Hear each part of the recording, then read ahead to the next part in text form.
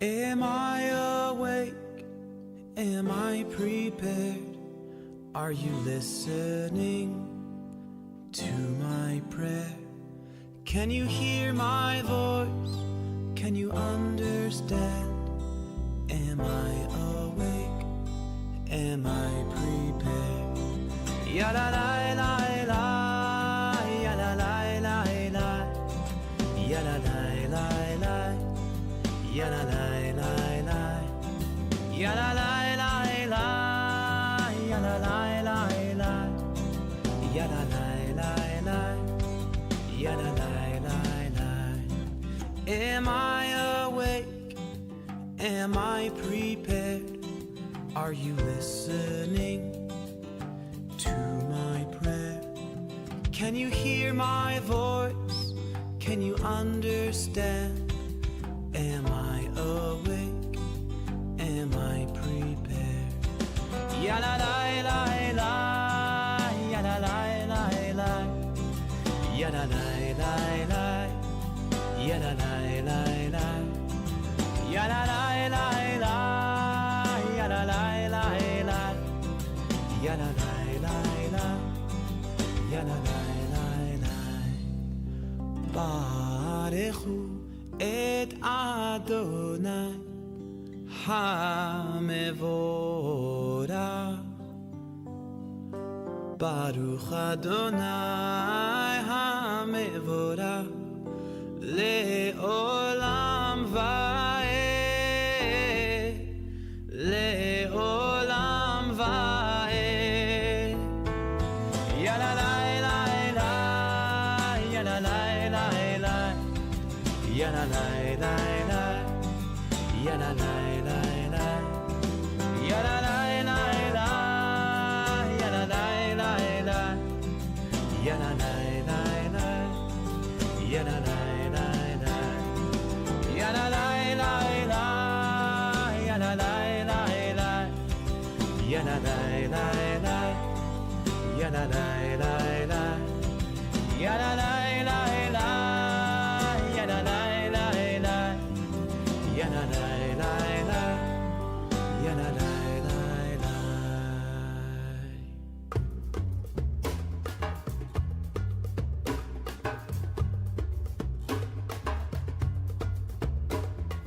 הנה מה טוב ומנעים שברחים גם יחד.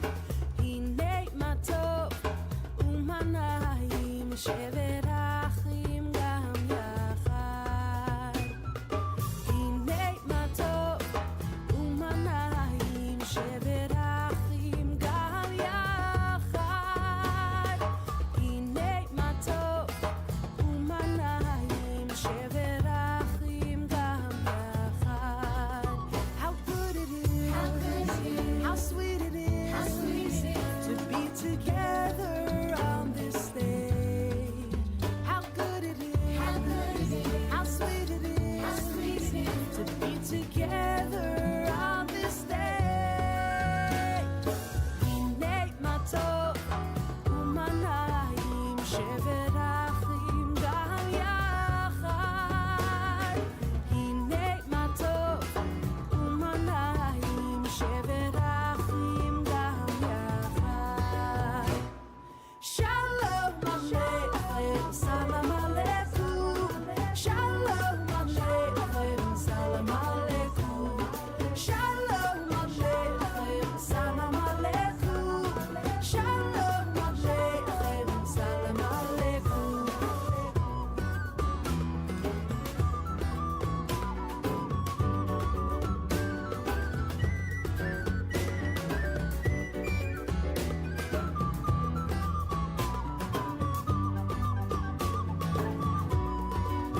How good it is, how sweet it is to be together on this day. How good it is, how sweet it is to be together on this day. הנה מה טוב ומנעים שברחים גם יחד. הנה מה טוב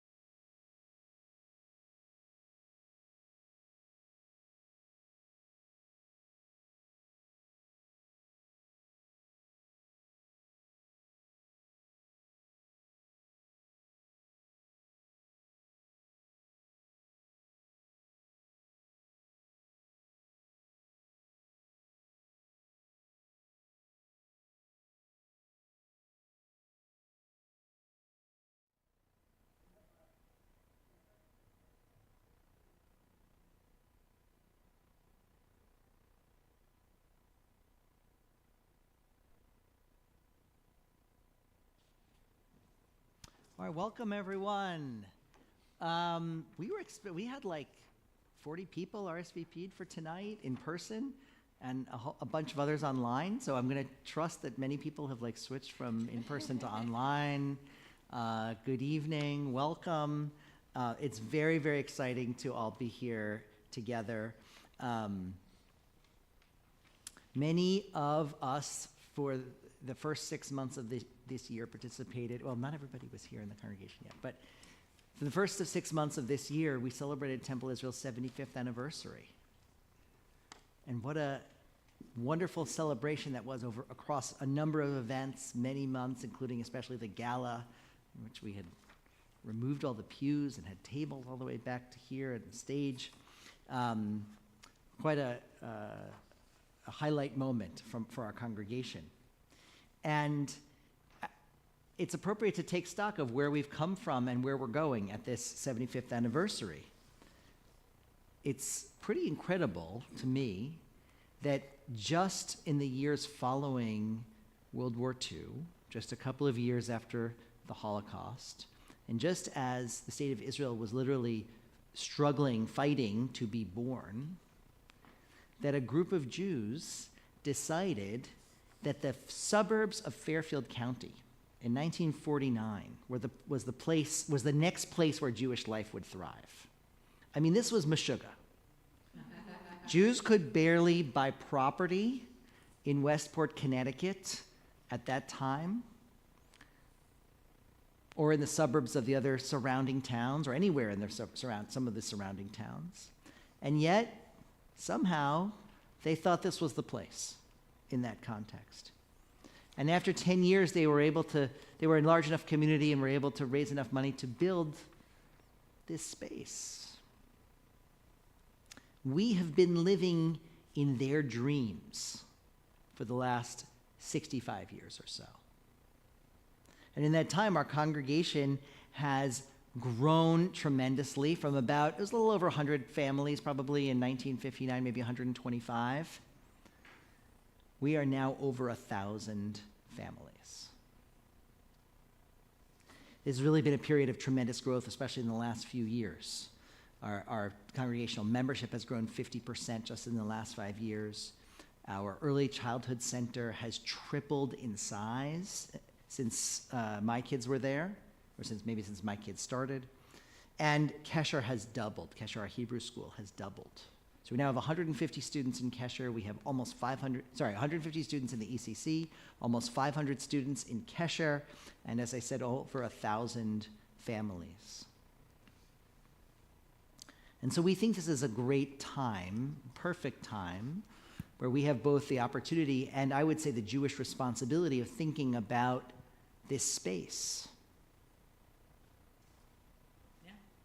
So we've gathered an incredible committee of congregants, some of which are here tonight, working very hard together to think about, what should we do? How do we decide this? And so they visited several synagogues in the area, up and down the East Coast, and they talked to many architecture firms, several, probably more than several. They went to did a deep research and determined that they found one that was particularly incredible, and they happened to be a world-class architecture firm. So we've engaged a firm because really, in order to do any of this or think about any of this, you need experts to say, well, what can we do? What should we even be thinking about? And so there's other things that have to happen. We need to talk to people about our area, our zoning, and the different things. So these things have started. We've started to try to gather information and information finding.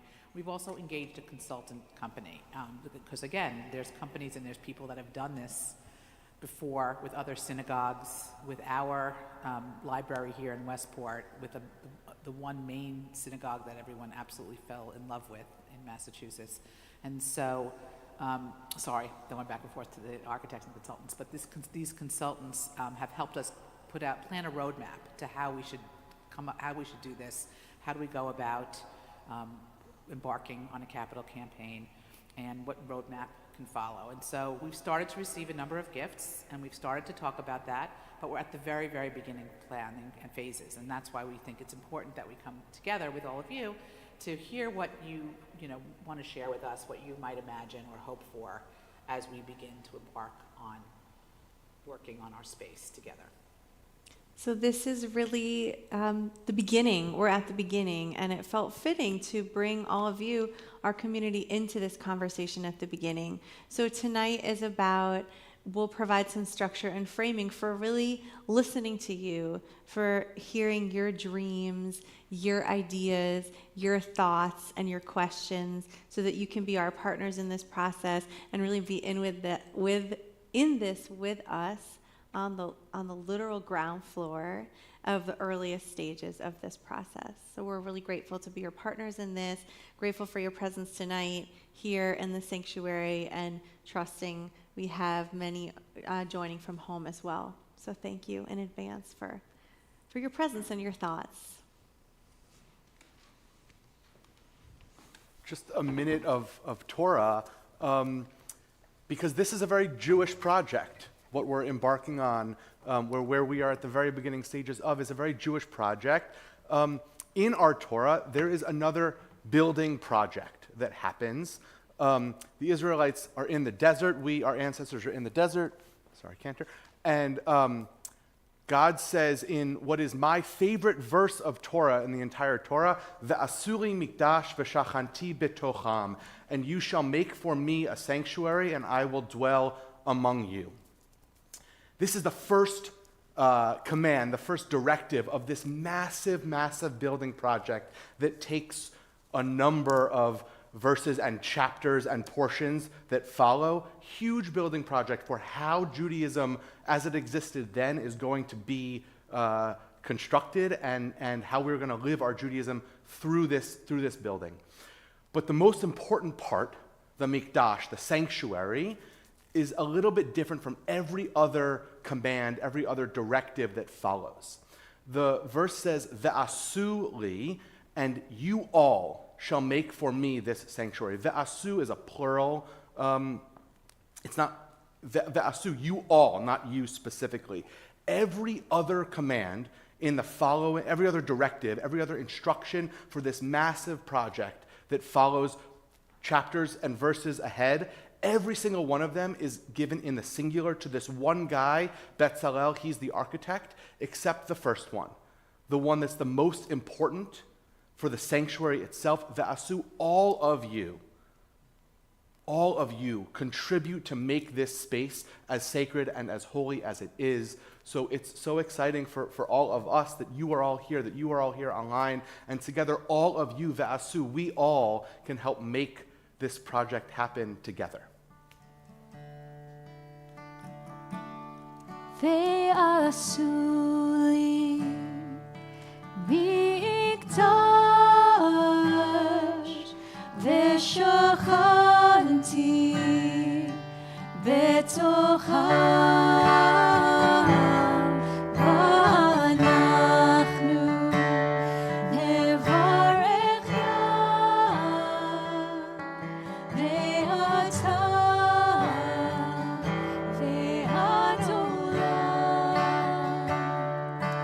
Lord, prepare me to be a sanctuary, pure and holy, tried and true, with thanksgiving. I'll be a living sanctuary for you.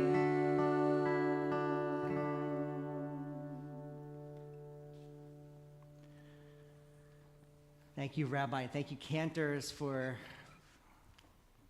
I'll say, for bringing our minds to a particular place as we start to think about our space. And so now we just want to have like a little bit of a conversation.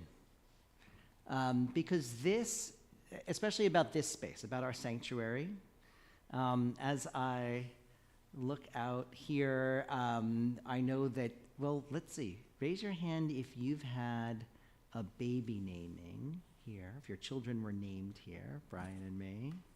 Raise your hand if you celebrated a bat mitzvah about 10 days ago here. Mazel tov, Heather. And Simone, your whole family celebrated a bar bat mitzvah. You guys not even a year ago, etc. Raise your hand if you get as an adult bat mitzvah. Adult bat mitzvah here. Okay. Awesome. Who is married here? There we go. I shouldn't raise my hand. I was not married here. Whose children were married here? God willing. But I know, but in the space. And knowing all of you as I do, many of you have said farewell to friends and to loved ones in this space, let alone celebrating Shabbat and high holidays, etc., etc. So the first thing that we want to ask, and we just want to hear your thoughts, is what do you love about this space? Just so that you know, our esteemed president is taking notes so that we can have a record of everything that you share tonight. Yeah. And if you're on the live stream, even though you can't talk to us, we can talk to you, but you can't talk to us, we invite you to send responses to these types of prompts to info@tiwestport.org. We will receive them, and even though we won't be able to respond in real time, your thoughts also will be recorded for our project going forward. So what do you love about this space? And I should say, we can start with the sanctuary, but we're not limited to the sanctuary. If you want to talk about the rest of the building or our campus, that's great. Okay, Heather, you get to start us off. Just wait for the microphone so the people on the live stream can hear. I do have thoughts about the space, but I need to backtrack. I didn't hear like a why. Why are we doing it? Is there not enough room for places? What's the why other Great, than thank you. time? I was supposed to do that. I did not do a good enough job. Number one, I'll just start with the sanctuary. The sanctuary was designed in 1959, and worship in 1959 looked very different. Raise your hand if you grew up in a Reformed synagogue like me. Okay, worship was very different for all of us. I mean, Kendra, you want to say a little bit about the evolution of worship and Sure. as it relates to our space? So this is the first part of the why. This sanctuary was designed in a time when worship was led by organ and cantor. Okay, we still have cantors and choir. And you can actually see, even in the way that the space is set up, it used to be, and some of you might remember, a time when the cantor would lead from that area over there, and the rabbi on the other side. So our worship has evolved so much over the decades. Now we rarely use organ. We do have choir once in a while, but those instruments are no longer sort of central to our every week gathering. What we do have is piano, and we have an amazing team of instrumentalists. We lovingly call them our Shabbat band, who are with us every week. And we lead together as a team in a very collaborative, integrated way. So in that sense, too, it no longer made sense for us to be leading from opposite ends of the bima. So from a purely worship perspective, we're doing really well, we think, with the space that we have, also recognizing that it was designed for a very different time in synagogue worship. And all of that is true, and I'll add on a bunch of other things. We live stream every single worship and event that goes on here. It's a totally, I'll call it like makeshift live stream setup, as opposed to a place that was designed, obviously, in 1959. Nobody had a clue about that stuff. A lot of the, I think we've done a good job, Brian especially, of making this place look nice. But if you come up here, you will see that a lot of the materials and fabrics are terribly worn after 60 plus years of use. We could talk about the lighting, we could talk about the audio, the technology in here. There's a number of ways that we could bring this space into the 21st century. That's one. And the other reason for thinking about our space is that our tremendous growth. We are, as I said, we're 50% larger than we were just 5 years ago. We are using more of our spaces more often for a greater range of activities. There are times when we need to be using both the sanctuary and the reception room and the social hall at the same time on a Saturday or a Sunday. These walls were never meant to be like soundproof. Meanwhile, the audio system is not distinct from space to space to space, access points from space to space to space. So it's very hard to accommodate all the things that we want to do for our congregation and with our congregation at the same time. So those are just like, as we go through, as we talk tonight, we'll share more about like the challenges that we're seeing with our space. I'll just add one more. 1959, again, I keep going back to 1959. This place had one full-time employee, and that was the senior rabbi. So fortunately, they built a really nice office for the senior rabbi, and I'm very grateful for it. We now have 5 clergy, and Cantor Cadrain's office was a former storage closet, and Cantor Mann's office has 0 windows. And raise your hand if you know where Rabbi Pleasant's office even is. Okay, less than half of the people in the room even know where Rabbi Pleasant's office is. I'm glad that half do, but half don't. Okay, so imagine you could come to Temple Israel, and not just you guys, but imagine a bat mitzvah student comes to Temple Israel and knows that they can find all of their clergy in one spot. And I can come out of my office saying, oh, Simone, hi, how are you? Oh, you're here to meet Rabbi Pleasant? Great, good to see you, etc. Or a wedding couple, or a conversion student, or any new member, or any longtime member of the congregation. Come to one place, see all your clergy together. So there's a lot there. We're seeing a lot of because of our growth, we're seeing a lot of the limitations of the space and the campus. So thank you so much for asking that. I'm so glad you asked that, actually. Okay. Who wants What to do we start love? with? Who wants to start with what we love? I love the windows, and I love the lights, and I love the lit up trees, and I love to be able to listen and see all that beautiful nature outside.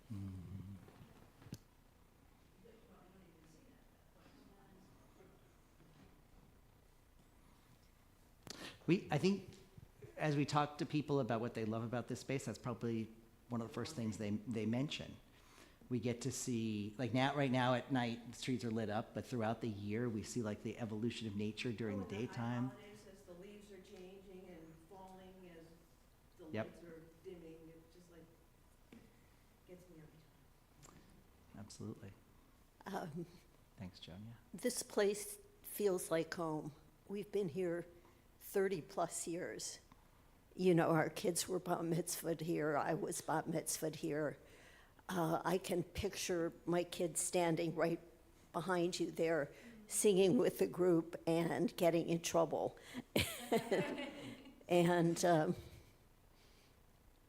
I know you have to modernize, and this is really very tired, but I don't personally want to see all the familiarity removed, because for a lot of us, we've been here a long time. And I'll build on that, not just that it's familiar, but that it really works. It really works. I mean, there's so much that we love about this space. So I agree. When people, you know, we have all these new members who've joined, and they come in the sanctuary, and they're like, oh, it's nice. We agree. So we want to retain all the things that we love about this place, while, for example, here's one other thing.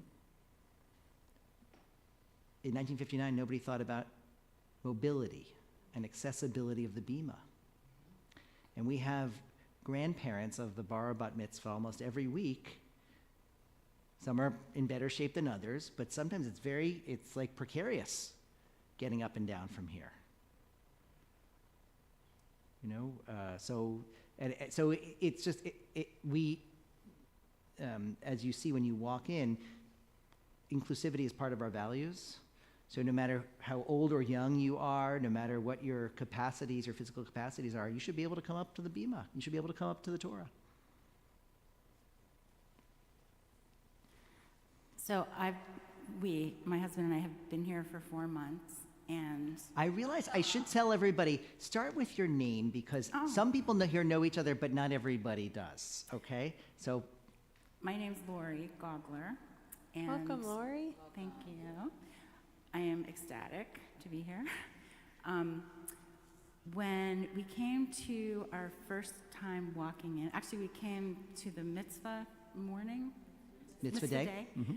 But then we came to a couple of Shabbats, and it's hard to describe, but walking in was just warm. And I can't really, it just felt warm. And then sitting down, and I'm sure a lot of that is because of the clergy and what you guys do, but the physical, it's comfortable, it's warm, it's homey. And it's not home to me because I was somewhere else for 25 years. But it feels like home, and I still walk in it, and I'm smiling from minute one. So don't change that. Right. Good. Good. No matter what we do, it should still feel like home. To someone who's brand new. Yeah. I love that. Thanks, Lori.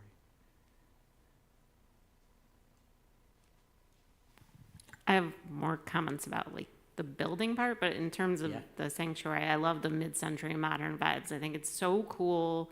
Even though it's dated, it's always around. And I hear what you're saying about soft goods with carpet and fabric, but the bones are lovely. Yeah. It's it's so old it's back in style.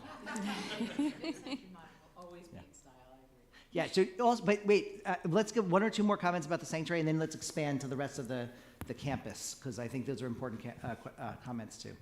So, thank you. My name is Paul Lashin, and as the Rabbi said, my daughter was bat mitzvahed here last year. We're relatively new in the area, 3 years, and I think you just said it, you know, the bones of the space in the sanctuary, I think, are fantastic. Dated rugs, carpet, things like that. And I respect, you know, what you said about being here 30 years and or however long, and certainly not wanting to gut the place. To me, it's like going to the TWA terminal a little bit, you know, where they kind of revamped it but kept the bones of what it was. Some of the elements here I think are fantastic. The bima, the ark, and everything. And I don't know if it's time to get into where we're talking about improvements, but it's a little cold with the brick, with maybe these kind of blank walls. I'd like to see some color, stained glass, things like that. I certainly wouldn't remove the view that we have on the windows here. But I guess being new, not having the history of some of the congregants that have been here a long time, the space is fantastic. I'd love to see some Jerusalem stone, something that would hark back to whatever improvements make it Jewish. Celebrate Israel, celebrate Judaism more so than what we're doing, which we're doing a great job, but I think just in terms of the aesthetics could be warmed up and still speak to us as Jews. Awesome, thank you. Marcy?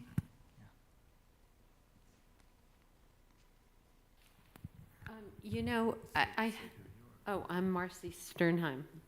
Member since '99, husband, children were bat mitzvahed, confirmed in school here, on the board right now. Sam's involved with the design work here.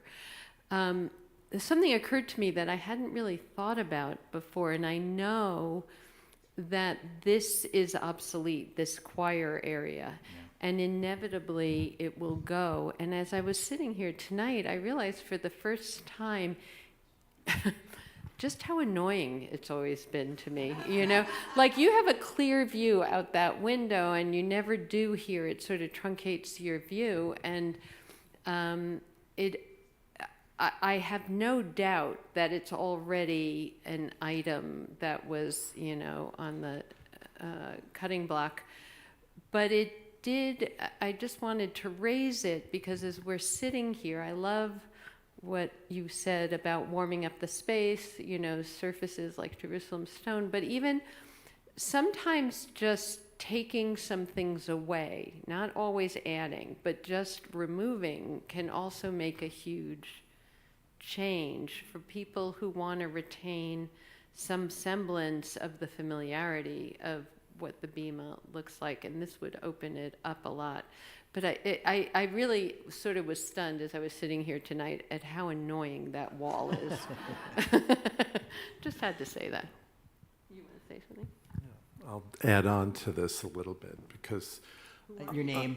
Sam Gardner, married to Marcy Sternheim. an architect, and I'm sitting on the design committee with other members like Ed. I've always felt that this space had a beautiful presence and structure, and the mid-century modern has always appealed to me. I've always felt it needed to be burnished. It needed to be shined up. And that's really, I think, the biggest thing we can do with this space, because in opening it up and moving stuff and maybe thinking of new finishes and lighting, it's going to bring out the marvelous character of this room and facility. But still feel like this room. It'll never change. The bones are strong. Michelle Kornman, I'm here 29 years, joined literally, I think the week we moved up here. I'm on the board, a whole bunch of stuff. Anyway, what makes Temple Israel home is it's just the people. It's the clergy, it's the staff, it's the congregants.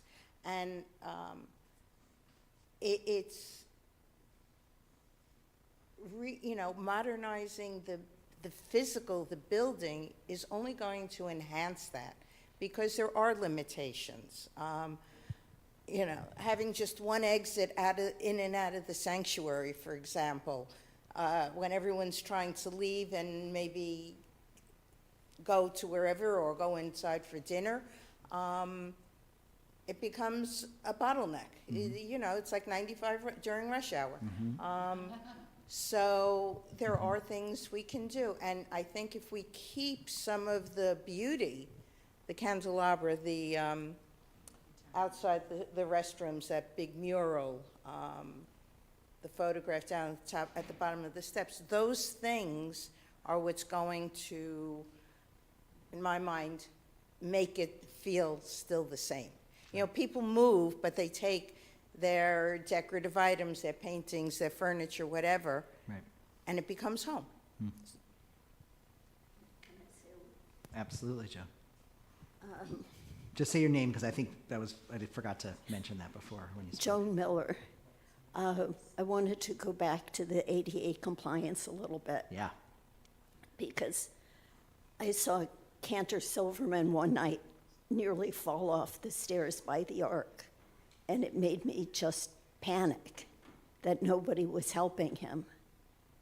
And that candelabra used to have a beautiful green patina, and somebody painted it, which is not ADA, but and as a person with a bad back, your folding chairs kill me every time. I think that consideration should be given to the seating in a way that it isn't giving people problems. And also, when the religious school is, or the preschool is in session, and the doors are closed, if you want to use a restroom, you have to come up the stairs. There are just a lot of little things that need to be looked at that don't seem so obvious, but Right. when you're limping around, they become a little bit of an obstacle. So true. Yeah, look, in 1959, nobody even when the new wing was built opened in 2003, nobody really thought about security. In 2003, this place didn't have security. When I started, this place didn't really have security 10 years ago. And now you see the apparatus that we have, both in terms of staff and in terms of infrastructure. And our entryways were never, or let alone the rest of the building, were never really built to accommodate that. It's sort of like airline terminals, airport terminals just after 9/11. All of a sudden, like, whoa, we got to put all this security stuff in. Where are we going to put it? How are we going to cram it in? Meanwhile, terminals that have been designed after 9/11 have been designed with all of that security apparatus in mind.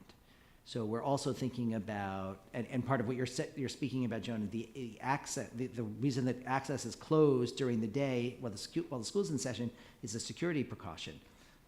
But Well, they didn't used to lock the doors, and then they had a domestic violence incident there was a domestic violence incident here like 30 years ago.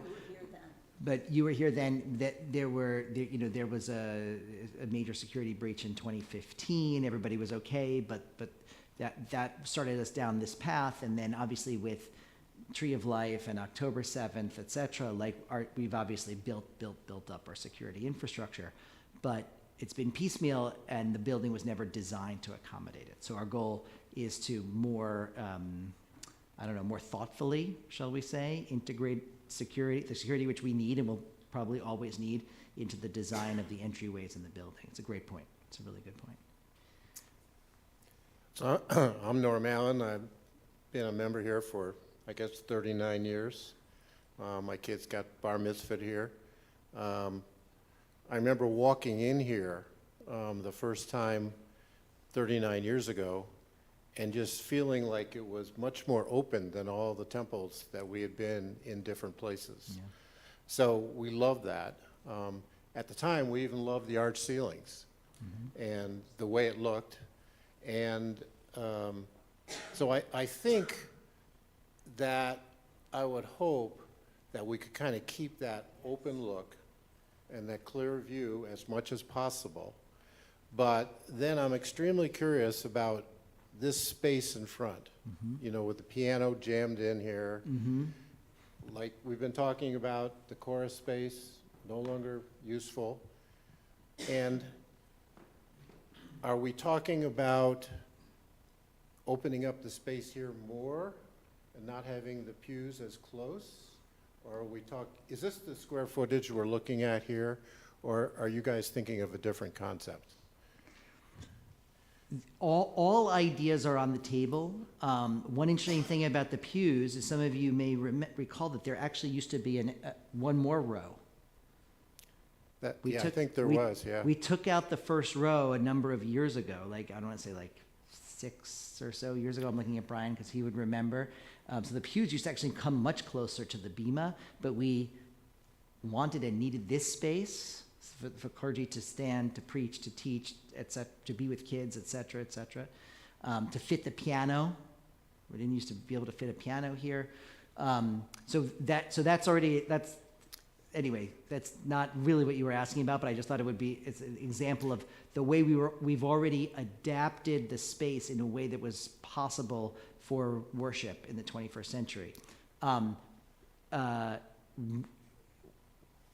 We just want all ideas at this point. So one idea, there's nothing that's been planned yet, but one interesting idea. You have no concepts for how, the great music in the service and the great talent we have as clergy, they need some space. They need something different, right? Is that, you guys must have talked about what you would really like to see. Right? Thank you, Norm. Yes. Thank you so much. That's definitely part of the conversations, the early conversations. That's one of our goals, is to really create a dedicated space for musicians, because as you pointed out, the piano is crammed in there. We make it work, but it's not ideal. We'd like to have a space where musicians cannot be crammed in, where they can have good eye contact between each other and between us, the leaders, which is really just the best thing for musical collaboration. So while nothing has been decided, that's definitely one of our priorities when we're rethinking the space, is a dedicated space for musicians that is conducive to musical collaboration. And if you have thoughts or ideas on that, we welcome them. Another thing that we've been thinking about to share this is, as our congregation grows, there's more Friday nights and Saturday bar or bat mitzvah services where we need more seating than is available here. We can seat about 200, 220 in this configuration. And there are many Friday nights now when our staff is removing the movable walls and putting seats sometimes on one side, sometimes on both sides. And God willing, if our congregation continues to grow, that's going to happen more and more and more. Well, are we necessarily limited to this as the back wall of the sanctuary? Because there's another wall. If you turn around, you can all turn around. There's 2 removable walls. What if the sanctuary was this space and what we're now calling the vestibule? That was sort of like the standard size of the sanctuary that would accommodate more people. And you wouldn't feel like you're sitting in, some like auxiliary space when you're back there on some second-rate chairs back there, right? What if you felt that even if you were in the 10th row, you felt like you're in the sanctuary and you're just as important as the people in the first and second row. So these are some ideas that we're toying with based on like what we're seeing as a result of our growth.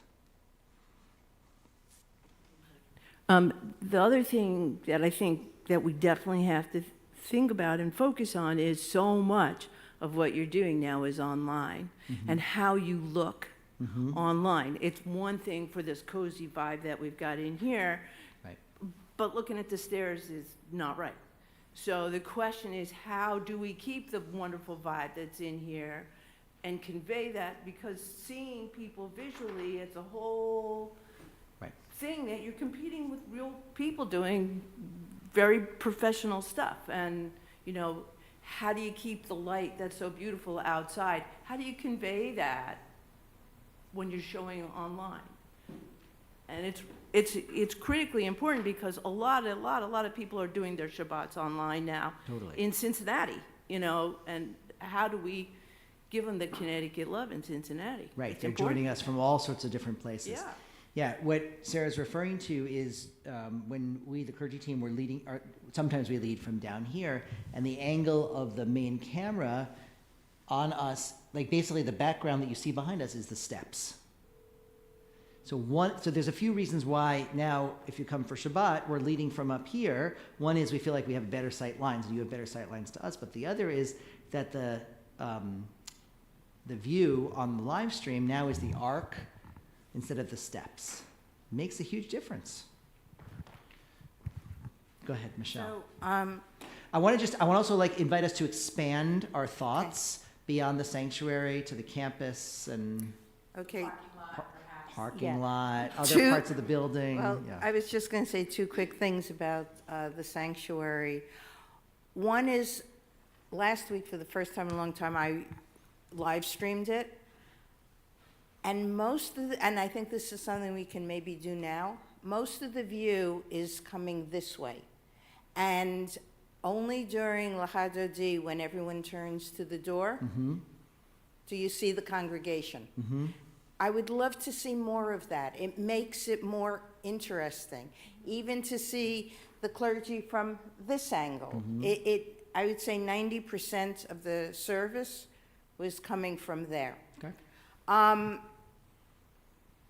We use this also for Torah Cam, when Yeah. we read Torah, high holidays, bar and bat mitzvahs, et cetera, et cetera. Right, So, but yeah. just the regular, this was, so as far as the seating here, I think individual seats instead of pews, because then, for a couple of reasons. One, I know that they come with a shelf underneath, so the prayer book can be underneath. There's not the need to collect and continue the bottleneck. Do not like that. But also, in an evening like this, we could sit in a semicircle. Yeah. The chairs could be moved around to accommodate whatever the event is. So, and the chairs are not hardwood, so a little more comfy. Yeah, we're thinking about different formats of seating. I love that.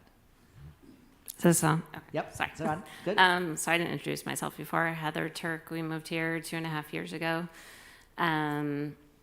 So fairly new. I was an event planner for 20 years, so it's very much in my mind the event space, and also had an active role in planning the Mahjong tournament last year. Hopefully it's an annual thing, and then my daughter's bat mitzvah was in the event space. So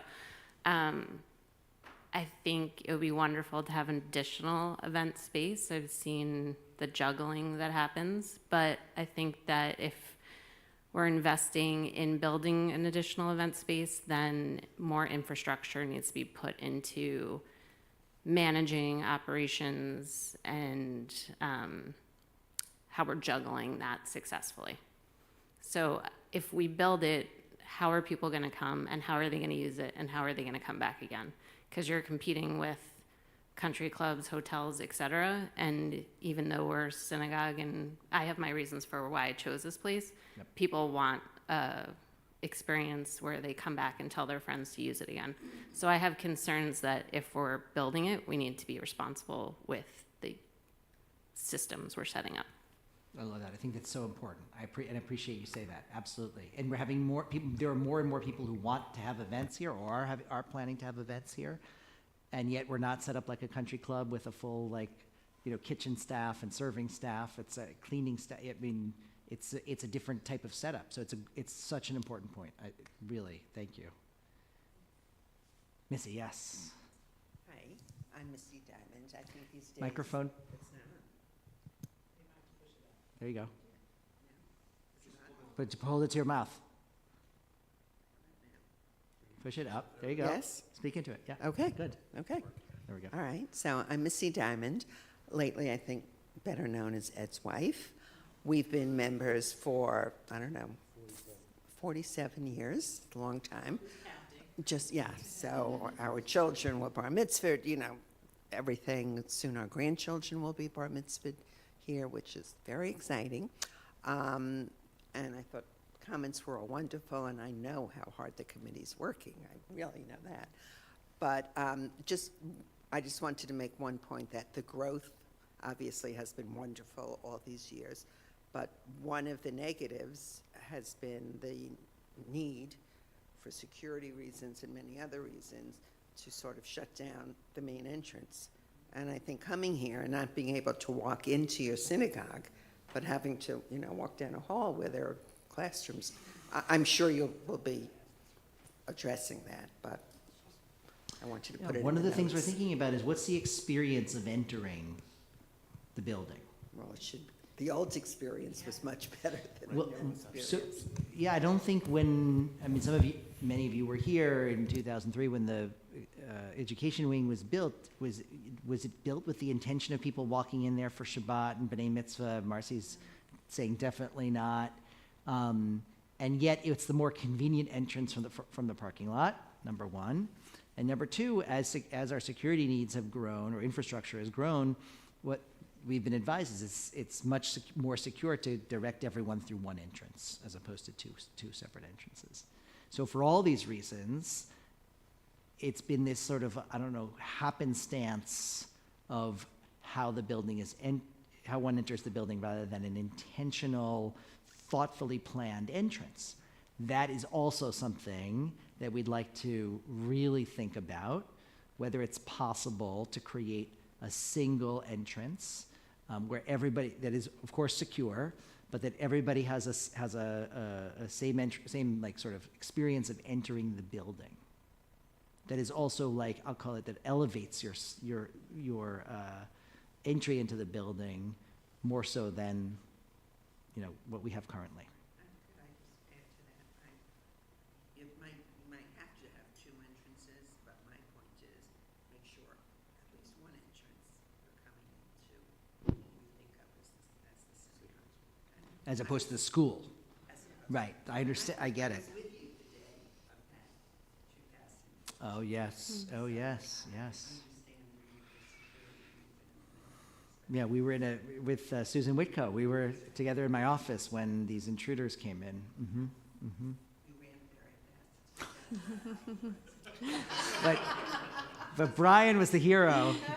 By the time I ran upstairs, there was nothing to do because Brian had tackled the guys. So, yeah.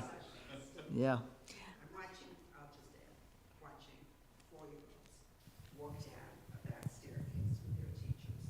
We were invited into the library when you don't know what's happening except that there's a prayer. Yeah. Yeah. So, some who don't know that we were hosting a Friends of the IDF event, and protesters showed up. They were unarmed. We found out they were unarmed, but they came in. They were led into the building because we didn't have good security, any security at the time, and they came upstairs and they started shouting and making a speech and disrupting, and obviously it caused tremendous fear, rightfully so. And it turned out they were completely unarmed except for, speeches on their iPhones, which they were just, reading. Brian and Rabbi Schwartz tackled them, and Cantor Sklar tackled them. The 4-year-olds who were in here went down the back staircase as if procedures for a lockdown drill.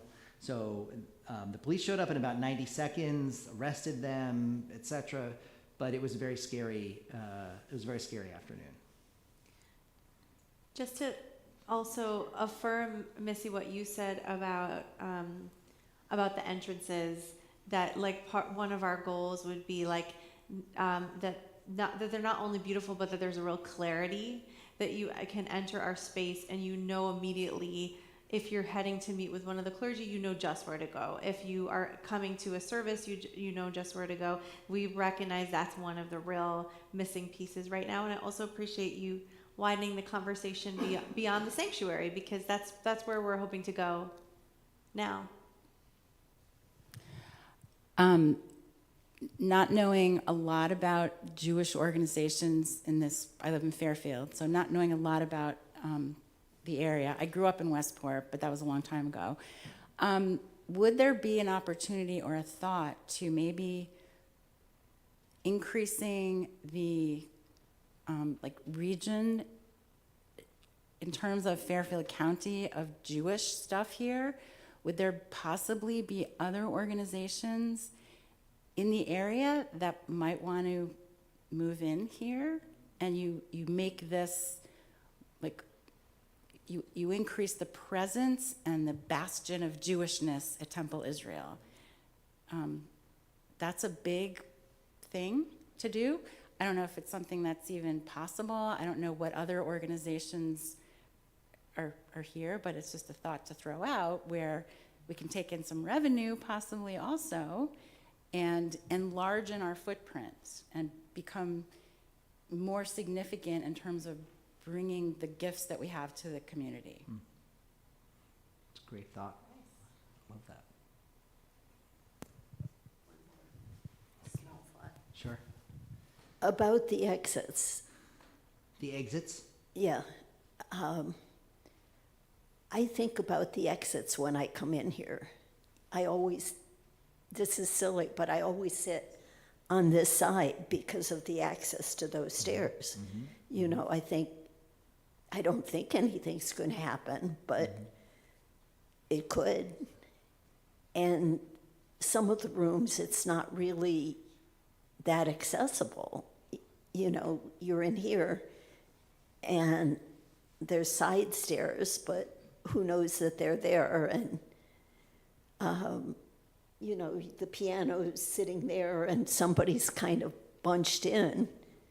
They don't have good access, and, it's just kind of a random thought, but the ways out should be clearer.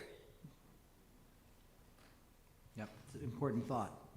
Yeah, it used to be just, I think Paul had his, it used to be just a fire safety, and then now it's like a anti-Semitism safety, right, issue.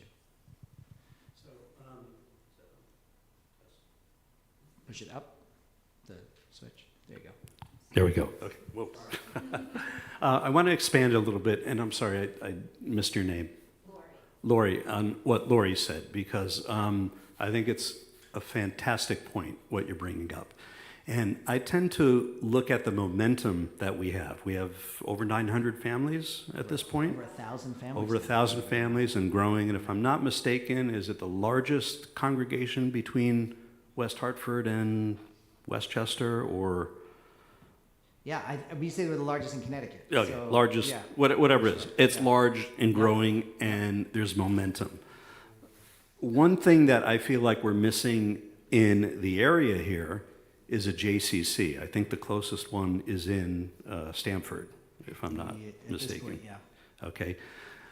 And I look at the opportunity of bringing in programming from outside, having art exhibits from Israeli painters, Jewish painters, whatever, that sort of thing, to draw even more people from the area.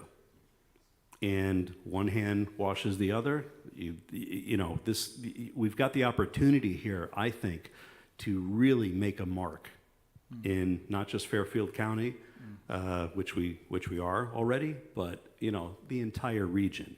I see concerts. I see in-house programming from the outside, and really making this a draw. It's more of an ethereal discussion, but if we're expanding the physical footprint and doing that sort of thing, I mean, it could be a de facto JCC and really draw attention and really draw people from the whole region. And I think it's just a great potential that we have here. I love that we're thinking big rather than debating which shade of the carpet color, right? Like this is like an exciting conversation that we're thinking big. This is great. This is tremendous. Yeah. 92nd Street walk. Yeah. Yeah. So I don't want to be a damper to that, okay? But the problem always has been how much real estate we have, and the parking, and the neighbors, and I love the patio out here, don't get me wrong. But if you're an architect, I guess you look at that patio, right? And there's a lot of options for that land, that patio, that could change the whole character and update it. So that's a reality we have to face. But I would love to address the big picture. We don't have parking. I mean, so how are we going to deal with, we can deal with the space here with the patio to get more total space. But are you going to get rid of the house? Are you going to use that space for parking? Where does Brian go? We can buy Brian out. Well, I'm asking the question. Yeah, he's going to charge you. Yeah. No, these are great questions. I don't have answers to some of them. I think some of what I love about some of this big picture thinking is it doesn't necessarily require more square footage to have art exhibits, to have concerts, to envision this place as the 92nd Street Y, in that it's having a range of cultural and intellectual events on an ongoing basis. Might we want to make this current space a little bit more usable and user-friendly for events like that? Sure, but that's, as we're saying, that's a little updating to this space rather than having to build a new wing, for example, to house it. So I don't think they're mutually exclusive. I don't think it's like build more space in order to become a next level organization. I think it's how enable us to use the spaces the square footage that we have more effectively. Sam, yeah. Norm, I was going to speak to your comment, and Michelle and I had our bat and bar mitzvah here at the end of the pandemic. Well, it was during. It was during. Well, we studied during, and then it was one of the first spring ceremony. of 2021. Yep. Yep. And what it revealed, and they used the patio. They put a tent over it, and that was the moment when I realized we have a great campus, and there's a lot of opportunities out on the site to program, and to use it as an extension of what we're doing within a structure, within a building. So, I want to put that idea out there that yes, you have to organize the parking.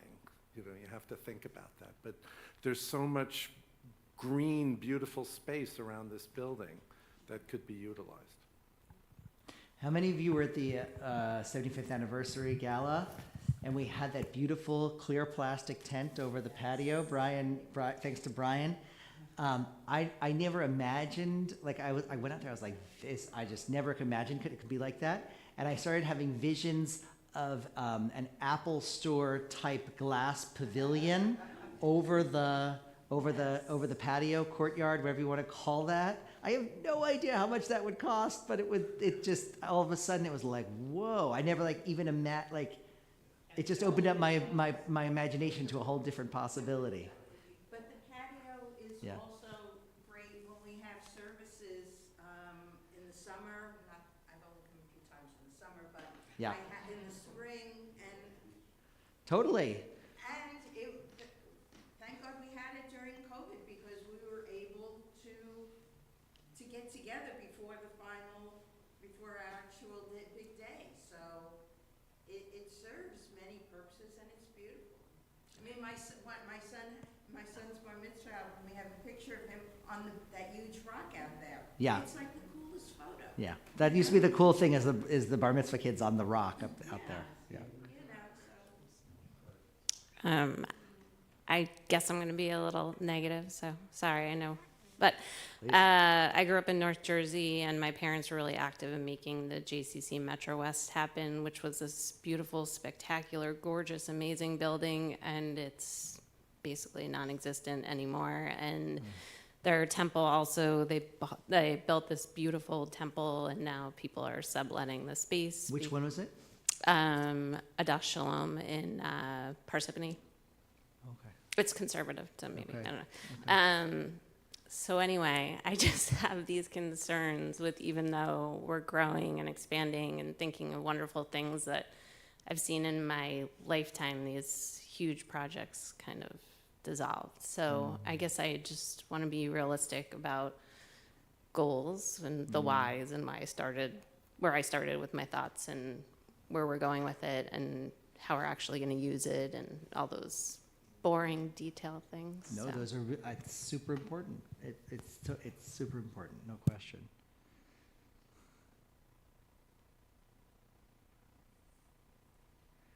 Okay, Marcy, Michelle, this is there wasn't this was intentional. There was not a lot of structure because this is just about hearing ideas and sharing thoughts, both about this space and the rest of the campus. Well, one is a comment and one is a question. Comment. I hear what you're saying, and I think, it's important not to overextend ourselves because the growth we've seen will not necessarily be the growth we continue to experience. We may be, there were circumstances for this level of growth in the last few years, but it may slow down. So the idea of using flex space in the building so that all of the rooms we have flexibility for multiple purposes rather than creating singular spaces that go unused. So that's just, conceptually something we should think about, especially if we are limited in terms of square footage. The more flexibility in each space, the better.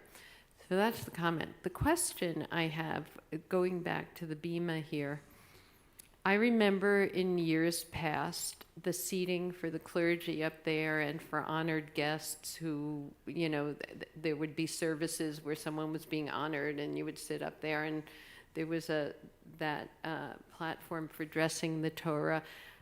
I never see that used anymore with the same formality that we've used it before. And I'm just curious if you all, as clergy, have thoughts about how you would want the seating to go, because you're not all standing at the same time, and what that looks like for you. I'm just curious in terms of the ballet you do up there.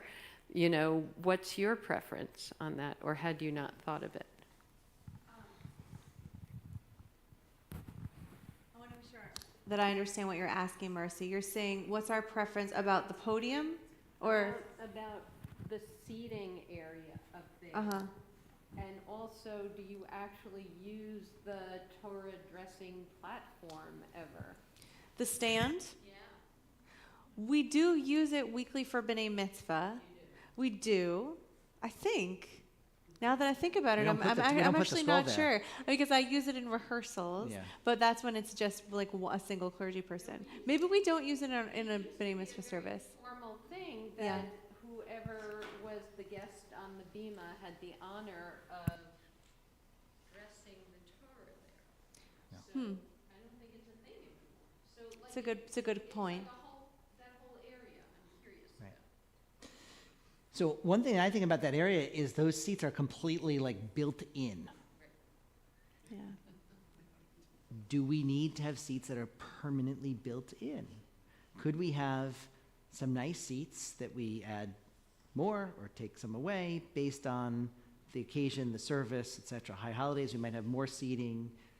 Regular Shabbat, or we might have less seating. It doesn't seem necessary to have the seats like totally built in, and for 90% of the time, 98% of the time, to have 4 empty seats up there. So, yeah, that's part of what I've thought. Also, that it blocks a bit of the window. You know, so there's I have some thoughts about that. That's in keeping with your idea about flexibility. Right. Which is Right. important to us too. So that would be a way to rethink that area. Yeah, I mean, look, this Friday night, it'll just be Cantor and myself leading the service. Do we need any seats? Maybe we don't need any seats, because when would we really sit down? That, you know, so there's an opportunity to think about that. Just a little bit of historical addition to what Marcy said, being a member for so many years. And you asked at the very beginning, what are some of our fondest memories of this sanctuary? Without question, my 3 fondest memories are of the bar and bat mitzvahs of each of our children when, I think, was it just the mother at the time?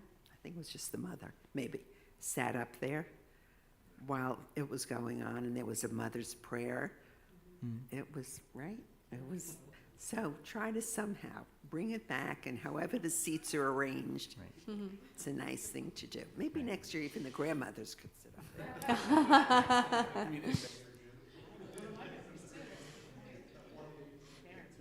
You know, one of the things that I think about with this space is this was designed 65 years ago by people who couldn't imagine what worship would look like in 2024.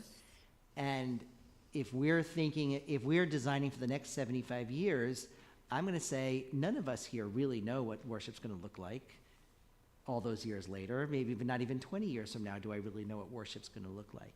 So the less we can do that's like totally fixed, like these pews, which cannot be moved except for the 75th anniversary gala, like the brick wall, like the seats that are built in, the less we do where we have, like, the more that we can create flexibility that looks good, right? It has to look great. But the more that we can create flexibility, because not just that we want to be able to adjust day to day or week to week, but also like 10 and 20 years down the road, we won't be left with a Torah stand that like literally sits there for like unused forever, you know? So like that's something that I'm thinking a lot about. Is like the flexibility to, I plan to be here for a long time, but not 75 years. And like our successors one day will need to use this bima in their own way, right? And why should we like limit them now? In fact, we should, the opposite. We should do everything we can to give them opportunities and options down the road. And Michelle, and then Ed. as far as flex space, we have the library that's never used, that I know of. Make it something that can be used for multiple purposes. I have a bunch of different things. Have glass walls here. Bring more of the nature in. Wouldn't that be nice?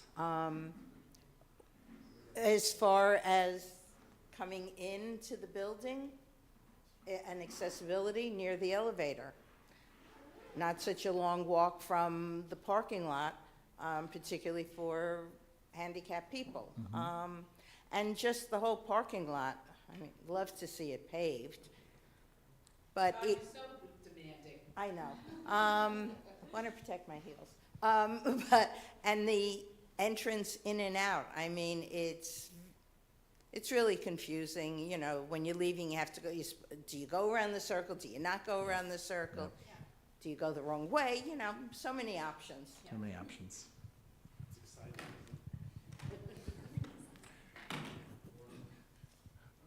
I don't know if you guys look. Ed, Norm, Paul, and then we're going to do a little wrap-up, okay? Perfect. I was listening to you talk about the next 75 years, and I would say from a congregant you used to speak when you first came about making this a service for the 21st century. And for those of us who've been here for a long time, if you look at a service today, it bears very little resemblance to what a service was 30 or 40 or 50 years ago. And it speaks to the point that having flexibility and the space to operate is incredibly important in terms of allowing the clergy to be able to, I'll use a term that may not be for sanctuaries, but to orchestrate, if you will, a service that's meaningful to the people who were here at the time. And so this idea of flexible space and not fixed space really resonates, especially this idea of a service for the 21st century that you have now created within this space. Appreciate that. Thank you. Thank you. I was just going to mention, I don't know if you guys probably go through and see how you look on video on the stream, but you look great. And one thing that does look pretty good is that bima, okay? Because it doesn't obscure, as opposed to, you know, I've seen big bimas where your heads are sticking up just above the bima, right? You mean the podium? Yeah, the podium. Podium, yeah. Yeah, the podium. Yep, I yep. should say the podium. Yep. Where the podium is so large Yep. that, and there's one across town that's sort of like that. I was going to mention that at TCS. Yeah, They it's- got this beautiful Yeah, podium. I mean, it's gigantic. Then they had to get a stool for the rabbi and the cantor to stand behind It was terrible. It was terrible. You know? So let's keep a podium that doesn't obstruct. Right, we'll be mindful of that, yeah. Thank you. Paul?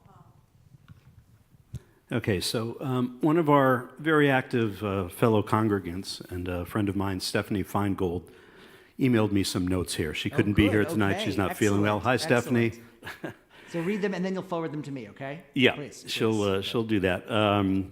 But one of the comments that she has is and she's a fellow Kesher parent, as I am, and the space could be more conducive to socializing for the parents.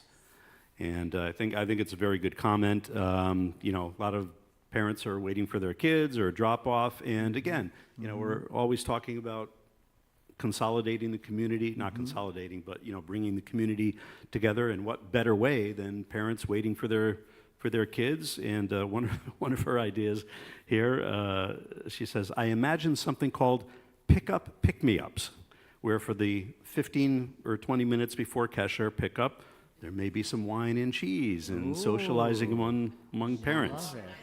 Love it. There you go.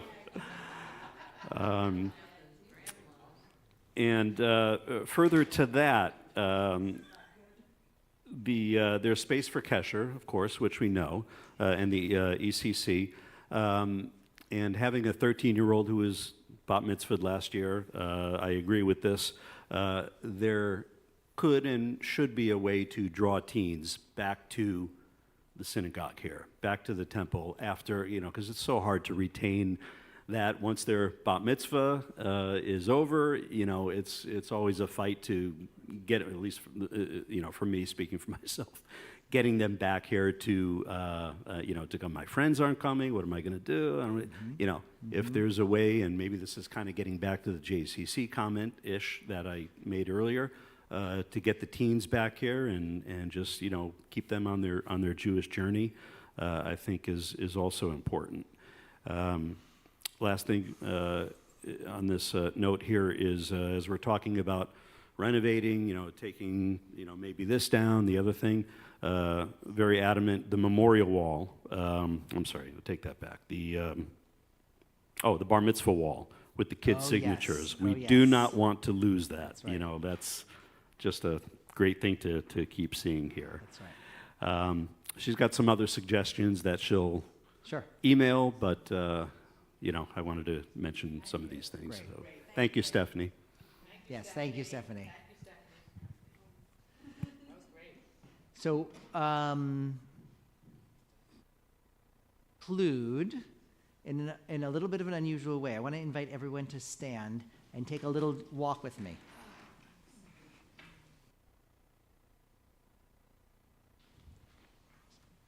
Oh, I'm gonna go.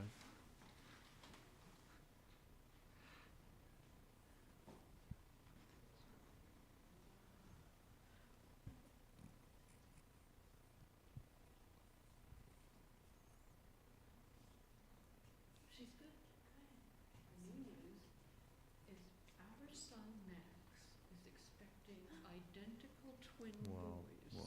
We're like, So in the Torah portion that we're reading this week, Vayetze, our ancestor Jacob leaves home, and he sets out on a journey, what would eventually be a 20-year journey. And the first night, he stops by the side of the road, he lies down to sleep, and he has a dream, the first of many significant dreams in Genesis.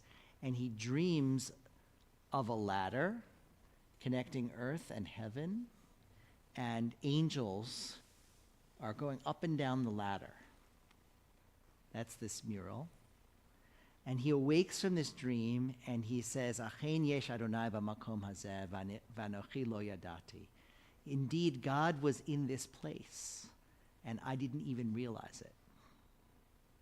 Well, what are we trying to do, Bigadol, writ large, is we are trying to create a space where when everybody comes in, they know God is in this space. And they realize it. That's our goal. Amen. Thank you. Before, I just want to share